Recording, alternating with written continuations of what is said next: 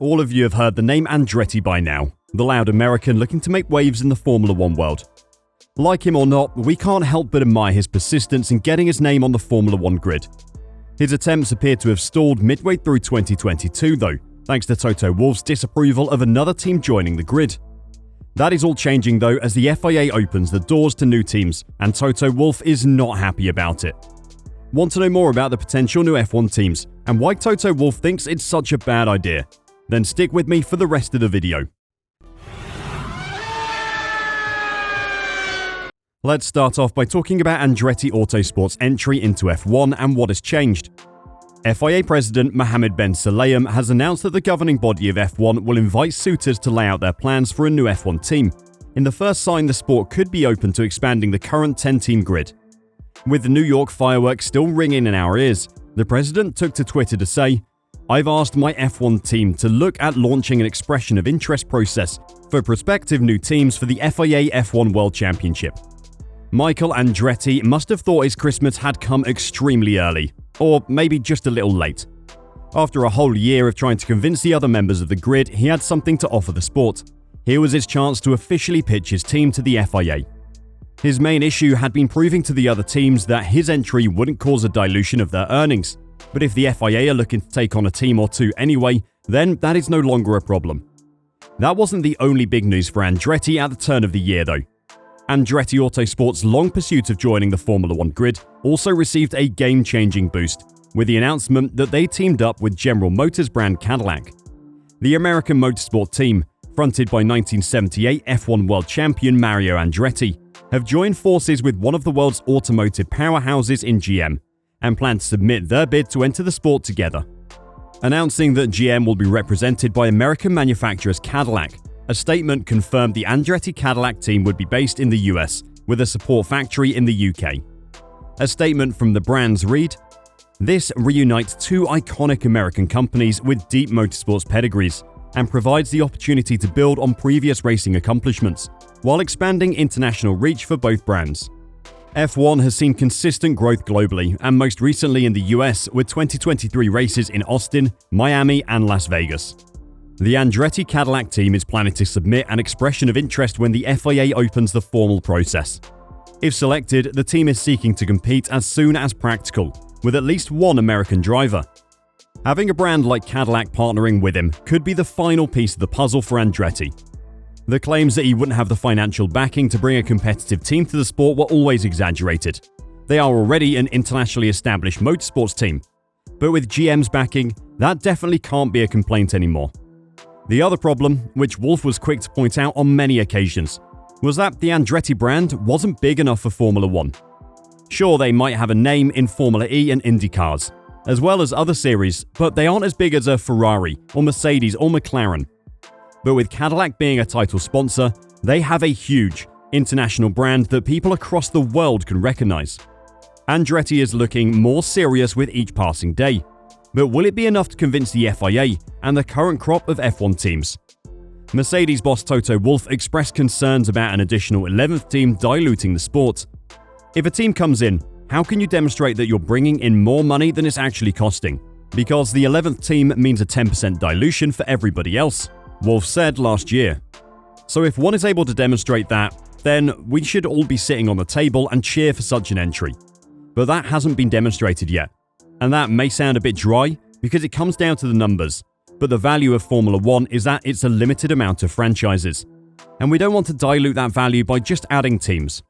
The problem for Toto though is that the Concord Agreement that all the teams signed in 2020 includes a procedure for new teams joining and puts a set price on their entry. Any new team must pay a $200 million fee, which gets split evenly between existing entrants to offset the loss in revenue caused by splitting prize money between 11 teams instead of 10. If Toto thought that number was too small, then he probably should have said something before signing the document. Formula One is a sport of small print after all, something Toto should know better than anyone. Is that dilution of prize money really the reason that Toto doesn't want Andretti in the sport though? Or are there other financial factors at play? The Mercedes F1 boss admitted to Martin Brundle during an interview in 2020. "I looked at some data and you could see the audience we were able to generate, the advertising value for Mercedes and all the partners on the car. Mercedes are now an incredibly desirable brand in the advertising world, and advertising on their car is one of the hottest spots in sport. That sounds very lucrative to me, as Wolff went on to explain. In 2012, we, talking about the Mercedes brand, had an advertising value of, believe it or not, $60 or $70 million. Today, we're at $4.5 billion, and that has unlocked so much potential. A Mercedes today is perceived as a sporty car. It wasn't 10 years ago. Of course, the road cars you buy, the AMG cars, they have an edge. We've become a really cool brand. I think we, the F1 team, have played our part in helping the brand change its image by being in Formula 1, by being successful and triggering some emotions, because fundamentally, this is what you want to trigger with all your marketing activities, an emotion. This is what we do. Toto Wolff has helped make the Mercedes F1 team into a monstrous financial asset for Mercedes-Benz, who own a third of the team, with Ineos and Wolff each owning another of the thirds. Adding more teams to Formula 1 will decrease the value of the advertising space on Mercedes for starters, but that isn't the biggest issue. Having a name like Audi or Cadillac in the sport decreases the uniqueness of Mercedes as a brand. Up until now, they were the only luxury saloon car manufacturer in the sport, and that gave them something unique and special. Like Wolff says, it was literally worth billions of dollars to the company. It isn't the loss of prize money Toto is worried about. It is his partner Mercedes' loss in value. They could be a bigger driving factor for Wolff's objections. Mercedes definitely don't want one of their biggest competitors beating them on track on a weekly basis in front of millions of viewers around the world. That cannot be good for brand image. Audi, though, will be rubbing their hands in glee at the thought of getting a piece of that pie, and it's definitely why General Motors have decided to try and get themselves into the sport. Despite Wolff's protests and the obvious disgust at the thought of having to share the racetrack with one of Mercedes' biggest competitors, he is getting prepared for the competition they may bring. Audi are confirmed to be joining the grid in 2026, taking control of the Sauber team, who currently race under the name of Alfa Romeo. Audi have always been an incredibly successful racing outfit and have won everything they've set their sights on. There's no reason they can't repeat that success in Formula 1, as Wolff knows. I would never underestimate the Volkswagen Group, be it Audi or Porsche, when embarking on such a project, Wolff states. They have the financial strength, know-how and racing expertise to come up with a great project. They are definitely on my radar.